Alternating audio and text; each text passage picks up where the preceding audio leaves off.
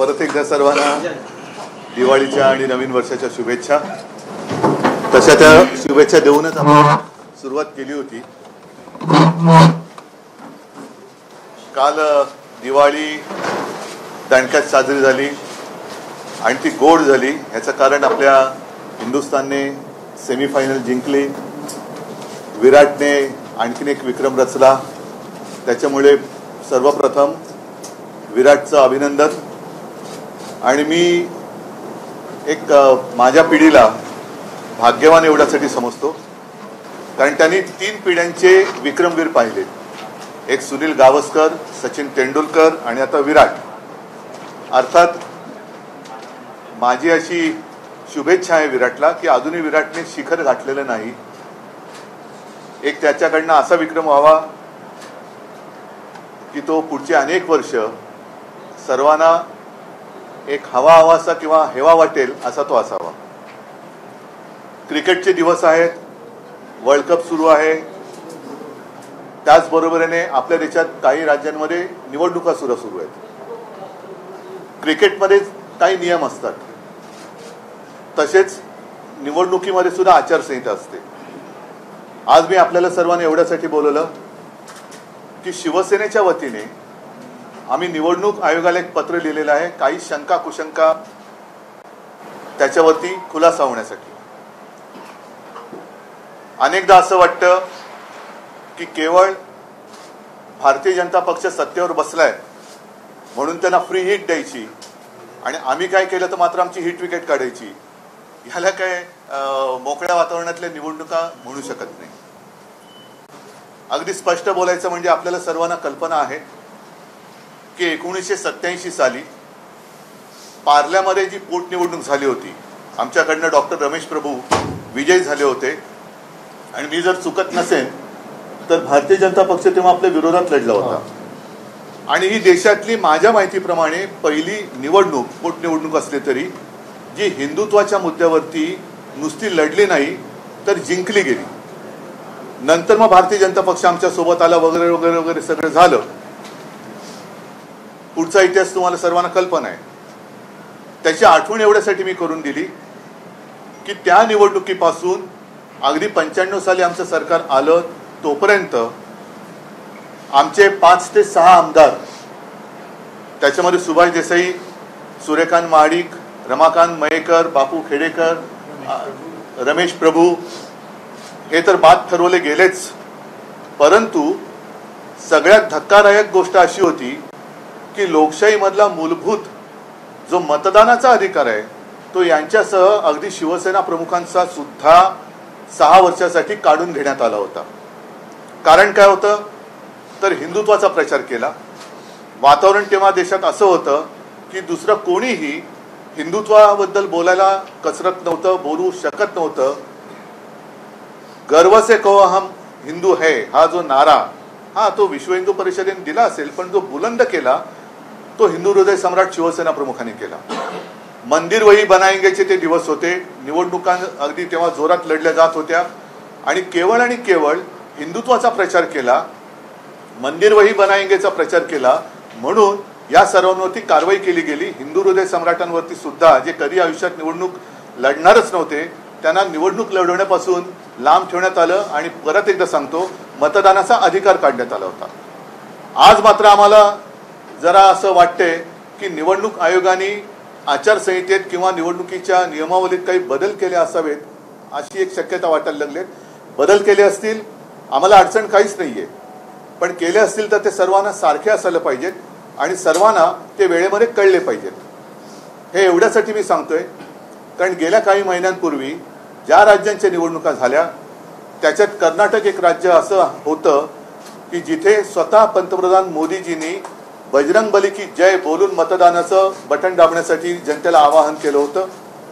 काल परवाकडे अमित शहा म्हणजे देशाचे गृहमंत्री यांनी मध्य प्रदेशच्या निवडणुकीमध्ये जर तुम्ही भाजपला निवडून दिलत तर अयोध्येला जायला तुम्हाला खर्च येणार की नाही येणार? लोक म्हणाली येणार। मग ते बोले मैं कहता हूं नहीं आएगा। ज्याने जे आम्हाला मत देतील त्यांना आम्ही रामलल्लाचं दर्शन फुकट देऊ असं त्यांनी जाहीर केलं। त्याच्यामध्ये दोन गोष्टी आहेत. एक तर पहिली मागणी आमची अशी आहे अमित शहाजींकडे की आपण देशाचे केंद्रीय मंत्री आहात, गृहमंत्री आहात, तुम्ही मध्य प्रदेशपुरती ही मागणी लावून न धरता देशातल्या कानाकोपऱ्यात जेवढे रामभक्त आहेत त्यांना त्यांच्या सोयीनुसार जेव्हा वाटेल त्यावेळेला मोफत अयोध्या वारी भाजपातर्फे करावी ही आमची आग्रही मागणी आहे. मग ते अगदी मणिपूरमधले लोक असू देत, अगदी कर्नाटकातले असतील, कन्याकुमारीचे असतील, कुठलेही असतील. नाहीतर ते काय करतील की येत्या 22 जानेवारीला मला असं वाटतं राम मंदिराचं उद्घाटन आहे आणि माझ्या माहितीप्रमाणे देशातनं एक 5-10 करोड लोक ते तिकडे आणणार आहेत, आणू शकतात, त्यांची ताकद आहे तेवढी. तर ते सांगतील की बघा त्यावेळेला सगळ्यांना फुकट आणलंच ना आम्ही. तसं नाही, रामलल्लाचं दर्शन राम भक्तांना जेव्हा वाटेल तेव्हा ते त्यांनी घडवून दिलं पाहिजे.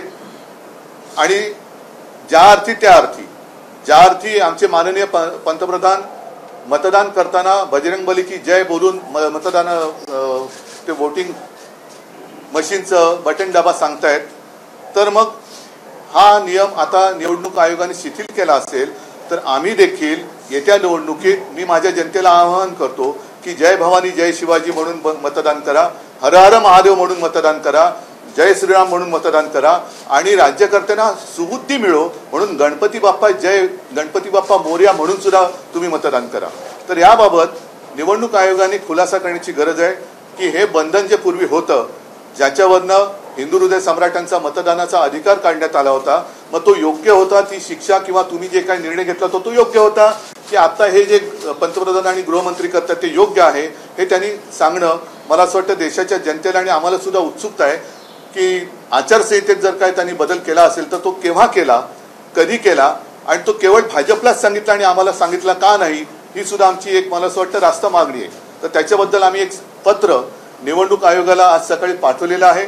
आपल्याकडे सुद्धा ते पत्र सर्वसामान्य मतदारांसाठी आणि देशातल्या जनतेला माहिती व्हावं की अरे माझा अधिकार हा काय आहे, मी या असं करू शकतो की नाही करू शकत. कारण पूर्वी या सगळ्या गोष्टी फार स्वतःहून निवडणूक आयोग दखल घेत होती. आता सुद्धा मला असं कळलं की राहुल गांधी, प्रियांका गांधींना निवडणूक आयोगाने स्वतःहून नोटिसा पाठवलेल्या आहेत. केजरीवाल त्यांना सुद्धा त्यांनी नोटीस पाठवलेली आहे. म्हणजे निवडणूक आयोग जागरूक आहे. मी निवडणूक आयोगाला काही टीका करण्यासाठी बोलवलेलं नाही, बोलत नाहीये किंवा जे मोदी किंवा अमित शहाजींनी केले ते सुद्धा काही चुकीचं आहे असं माझं म्हणणं नाहीये. पण जर केलं असाल तर आम्ही जे केलं होतं ते योग्य का अयोग्य होतं ते एक कळू द्या. आणि जर आता त्यांच्यात ढिलाई आणली असेल तर आम्ही सुद्धा हा प्रचार करू शकतो की नाही हे त्यांनी आम्हाला सांगावं. हा आजचा एक मूळ मुद्दा आहे. त्या अनुषंगाने आपल्याला काही विचारायचं असेल तर विचारा. पण मला अपेक्षा आहे की निवडणूक प्रचार संपायच्या आत निवडणूक आयोगाने, केंद्रीय निवडणूक आयोगाने देशातील सर्व राजकीय पक्षांना आणि मतदारांना या निर्णयाबाबत सरकारी भाषेत अवगत करावे. सर आपने किस प्रकार आपने पत्र लिखा है, पत्र में किस चीज के बारे में जो है वो मुद्दा हाईलाइट किया है? और सर इंडियन टीम के बारे में भी बता दीजिए. नहीं, मेरी इंडियन टीम, अपनी इंडियन टीम ना, भारतीय टीम, ये हिंदुस्तान की टीम पहले तय करो. नहीं, अपनी जो टीम है हिंदुस्तान की टीम है, मैं तो उनका अभिनंदन करता हूं और फाइनल के लिए शुभकामनाएं देता हूं.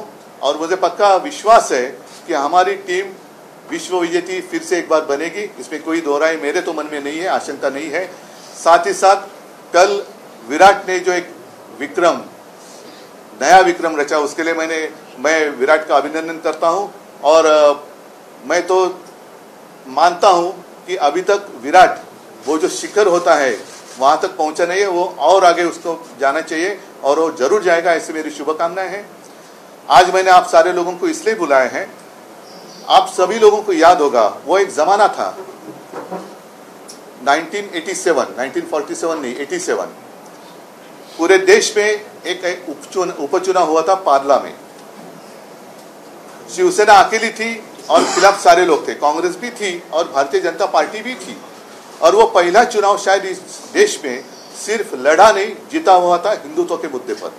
उसके बाद कई बार हमने चुनाव लड़े, कई बार हम चुनाव जीते, लेकिन हमारे जो विधायक थे उसमें स्वयं सुभाष देसाई जी है, हमारे रमाकांत मयेकर जी थे, रमेश प्रभु जी थे, बापू खेड़ेकर, सूर्यकांत महाडिक जी थे और स्वयं बाला साहब जी, हिंदू हृदय सम्राट बाला साहब ठाकरे, उनका मतदान करने का अधिकार छीन लिया गया था। क्यों? क्योंकि उन्होंने हिंदुत्व का प्रचार किया था। गर्व से कहो हम हिंदू है, नारा जरूर किसी और ने दिया होगा, लेकिन उसको बुलंद किया था हिंदू हृदय सम्राट बाला साहब ठाकरे जी ने। उस वक्त उन्होंने प्रचार किया हिंदुत्व का, मंदिर वही बनाएंगे। तो उस प्रचार को करप्ट प्रैक्टिस एक वर्ड इस्तेमाल किया गया था। करप्ट का मतलब क्या होता है आप सब लोग जानते हैं। करप्ट प्रैक्टिस कहकर सारे लोगों को सजा दी गई थी। तो अब मैं जानना चाहता हूं, पिछले कुछ महीनों में कर्नाटक में जो चुनाव हुआ था, तो हमारे प्रधानमंत्री जी वहां गए थे और उन्होंने स्वयं कहा था कि जब भी मतदाताओं को आह्वान किया था कि जब भी आप मतदान करोगे तो बजरंगबली की जय कहकर मतदान का वो जो बटन है वो दबाइए। कल परसों हमारे केंद्र के गृह मंत्री अमित शाह जी मध्य प्रदेश गए थे। उन्होंने सारे लोगों को कहा कि आप अयोध्या जाएंगे तो खर्चा आएगा कि नहीं आएगा? तो लोगों ने कहा आएगा। तो बोलते मैं कहता हूं नहीं आएगा। अगर आप भाजपा को वोट करेंगे तो आप सभी लोगों को फ्री में हम रामलला का दर्शन करेंगे। तो क्या जो कोड ऑफ कंडक्ट है उसमें कोई बदलाव चुनाव आयोग ने लाया है? अगर लाया होगा तो सारे लोगों को अवगत करना चाहिए कि आप भी अब भगवान के नाम पर, धर्म के नाम पर वोट मांग सकते हैं। हाँ, ये बात अलग है, शायद अमित शाह जी को अब पता चला होगा कि उनकी जीत अब सिर्फ राम भरोसे है। उनका कर्तृत्व कुछ दिखाई तो नहीं दे रहा है, तो राम भरोसे वो वोट मांग रहे, तो वो बात अलग है। लेकिन उस वक्त जो मेरे पिताजी को हिंदू हृदय सम्राट बाला साहब जी, सुभाष जैसे जो हमारे अन्य लोग थे, उनको जो सजा सुनाई गई थी तो वो सही थी या गलत थी? अब क्या उसमें कोई बदलाव लाया गया है? और अगर बदलाव लाया गया होगा तो हमें कोई अड़चन नहीं, हम तो उनका स्वागत करेंगे क्योंकि हमने वो सजा तो भुगत लिए। तो अब उसमें कोई अगर बदलाव लाया होगा चुनाव आयोग ने, तो उसे चुनाव आयोग को आज हमने एक लेटर लिखा है, खत लिखा है और हमने कुछ सवाल पूछे कि अब की स्थिति क्या है, कि आपने कुछ उसमें बदलाव किया है तो हमें आप बताइए, ताकि हम भी आगे जाकर जय भवानी जय शिवाजी, हर हर महादेव और जो राज्यकर्ता है उनको सुबुद्धि आने के लिए गणपति बाप्पा मोरया कहकर बटन दबाइए, ऐसे आह्वान हम हमारे मतदाताओं को कर सकते हैं। तो उसमें कोई गलत किया है ऐसे मैं नहीं मानता, लेकिन अगर किया है तो हमें भी उस तरीके से प्रचार करने का मौका मिलना चाहिए। नहीं तो जैसे मैंने कहा कि क्रिकेट के दिन चल रहे हैं, सिर्फ वो कुर्सी पे बैठे हैं इसलिए उनको फ्री हिट और हमने कुछ किया तो हमारी हिट विकेट, ये कानून हमें मंजूर नहीं है। सर, जिस प्रकार जैसे कि हम देख रहे हैं कि चुनाव जैसे ही नजदीक आता है, कोई भी राज्य का चुनाव हो, धर्म के मुद्दे पर जो है वो राजनीति ज्यादा दरपाने हम तो चुनाव आयोग ने जितने सारी पाबंदी लगाई है या जितने सारे कोड ऑफ कंडक्ट में नियम है उस पर ही हम प्रचार करते हैं। किती वर्ष धार्मिक आणि जातीय मुद्द्यांवर नाही, मला तर त्याच्यात बोलायचं नाहीये। पहिले या विषयावरती निवडणूक आयोगाने खुलासा करावा आणि जसं या सर्व लोकांचा एक लोकशाहीतला मूलभूत अधिकार, मतदानाचा अधिकार, जो कधी कोणी काढू शकत नाही, कारण तुमच्या मतदानावरतीच सरकार निवडून येतं, अशा वेळेला तुम्हाला मत देण्याचा अधिकारच काढून घेतला तर हा निवडणूक आयोगाचा गुन्हा आहे। तो आमच्यावरती लादून तुम्ही आम्हाला शिक्षा केली होती, तर ती शिक्षा योग्य होती की नव्हती, का आता होते ते योग्य आहे हे त्यांनी आम्हाला सांगावं। आपको लग रहा है चुनाव आयोग पार्शियलिटी कर रहा है बाकी दलों? मैं अभी नहीं कहता कुछ, चुनाव आयोग से उत्तर आने दो। उद्धवजी, प्रश्न आहे की अमित शहा यांनी आचारसंहितेचा भंग केला आहे असं तुमचं म्हणणं आहे? तो केला आहे की नाही हे मला निवडणूक आयोगाने सांगायला हवं। मी असं काहीच म्हणत नाही, कारण मी निवडणूक आयोग नाहीये। निवडणूक आयोगाने जर काही कायद्यात बदल केला असेल आणि जर का मला तो माहिती नसेल तर ते मी असं बोलणं योग्य नाही। त्याच्यामुळे निवडणूक आयोगाने जर पंतप्रधान आणि केंद्रीय गृहमंत्री असं बोलत असतील तर माझा असा समज आहे की निवडणूक आयोगाने त्याच्यात बदल केला असावा, पण तो असेल तर तो सर्व पक्षांना सांगण्यात आला पाहिजे। विपक्ष के नेताओं को नोटिस इशू किए जाते हैं चुनाव आयोग द्वारा, लेकिन सत्ता पक्ष के साथ ऐसा अब तक देखा नहीं। आपको लग रहा है कि ये दोहरा नहीं, मैं इसलिए आज कोई उनकी निंदा नहीं करता, वो तो मराठीत म्हणतात ना जागरूक है। जैसे उन्होंने केजरीवाल जी को एक नोटिस भेजी है, मैंने सुना प्रियंका गांधी जी को भेजी है, राहुल गांधी जी को भेजी है, तो अगर मतलब वो काम कर रहा है, ऐसे नहीं कि वो चुनाव आयोग काम नहीं कर रहा है, चुनाव आयोग तो काम कर रहा है। तो अभी इतने जागरूक चुनाव आयोग है तो उनको ये भी कहना चाहिए कि ये अनदेखी है कि ये सही है। मुफ्त ट्रेन का लालच दिया जा रहा है वोटर्स को, आपको लग रहा है कि मुफ्त में दर्शन कराएंगे? नहीं, अभी उनका कारोबार सिर्फ राम भरोसे चल रहा है। उनका भरोसा सिर्फ प्रभु राम पर है, दूसरा कुछ नहीं है। वो बात अलग है, वो राजनीति में यहाँ नहीं लाना चाहता। सिर्फ और सिर्फ आज मैं इतना ही चाहता हूँ, इतना ही सीमित रखना चाहता हूँ कि चुनाव आयोग ने हम सारे लोगों को अवगत करना चाहिए कि ये जो हो रहा है या इसे ठीक है, इसको हमने इजाज़त दी है तो हम भी करेंगे। जैसे मैंने कहा, हम भी आह्वान करेंगे, जय भवानी जय शिवाजी करा, हर हर महादेव म्हणा, गणपती बाप्पा मोरया म्हणा प्रत्येकाने। आणि काही जण मग ते निवडणुकीच्या मतदानाच्या वेळेला पूर्ण हनुमान चालीसा वगैरे बोलतील। तब तक कतार चलते रुकी रहेगी सब लोग। उद्धव जी, आपको लगता है कि जब चुनाव आता है तो बीजेपी की तरफ से नया धारणा सामने रखी जाती है? पहले 15 लाख रखा गया, अब एमपी में चुनाव है कि राम दर्शन आपको नहीं किया जाएगा। मैं इसमें भी कुछ नहीं कहना चाहता, लेकिन से समझना चाहता हूँ। उद्धवजी, तुम्ही राम मंदिराचा मुद्दा उपस्थित केला। अनेक निवडणुकांमध्ये राम मंदिर निर्माणाचा प्रश्न हा केंद्रस्थानी राहील। शिवसेनेचं या मंदिर निर्माणात आंदोलनातही सहभाग होता आणि उभारणीतही। त्याच्याबद्दल धन्यवाद तुम्हाला। देणगी दिली आणि आंदोलनामध्ये शिवसैनिक होते अनेकदा जाहीर झालेलं आहे। तर अशा वेळेस 22 तारखेला जे उद्घाटन होतं आहे, तुम्ही स्वतः या उद्घाटन बघा, ऐका, कार्यक्रमात हे दूरची गोष्ट आहे। मला असं वाटतं की केवळ त्यांच्या सोयीने ते उद्घाटन करतात निवडणुकीच्या आधी। कारण अशी सुद्धा माहिती आहे की जसं म्हटलं की त्यावेळेला देशातल्या कानाकोपऱ्यातनं हे काही स्पेशल गाड्या, करोडो लोक तिकडे, म्हणजे देशाची लोकसंख्या 1.25 अब्ज असेल तर 1 कोटी 100 कोटी लोक तिकडे करायची जमू शकतील। कारण भाजपा जगातला ताकदवान पक्ष आहे, त्यांना सहज शक्य आहे 100 कोटी लोकांची ते विशाल जनसभा घेऊ शकतात। त्या गर्दीत मी काय जाणार? त्याच्यामुळे मी 2 वेळा जेव्हा हा विषय थंड बस्त्यात होता त्यावेळेला मी तिथे गेलो होतो। त्याच्यानंतर मुख्यमंत्री झाल्यानंतर सुद्धा मी गेलो होतो आणि ज्या ज्या वेळेला माझ्या मनात येईल त्या त्या वेळेला त्यावेळेला जरूर जाईल। मात्र आज पुन्हा एकदा सांगतो की अमित शहाजी जे म्हणालेले ते केवळ निवडणुकीपुरतं मर्यादित न राहता या देशातल्या ज्याला कोणाला ज्या वेळेला वाटेल तेव्हा त्याची मोफत अयोध्यावारी भाजपने करावी।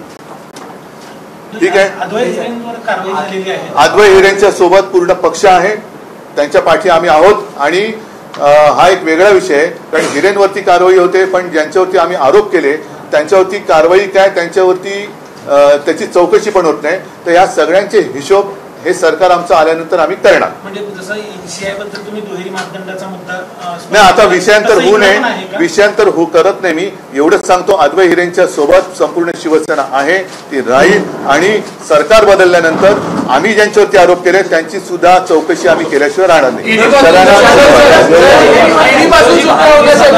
भारतीय क्रिकेट संघाला शुभेच्छा दिल्या आहेत, पण फायनलला अहमदाबाद स्टेडियमवर जाऊन मॅच बघण्याचा काही कार्यक्रम आहे। चला, धन्यवाद, जय महाराज। एबीपी माझा, उघडा डोळे बघा नीट।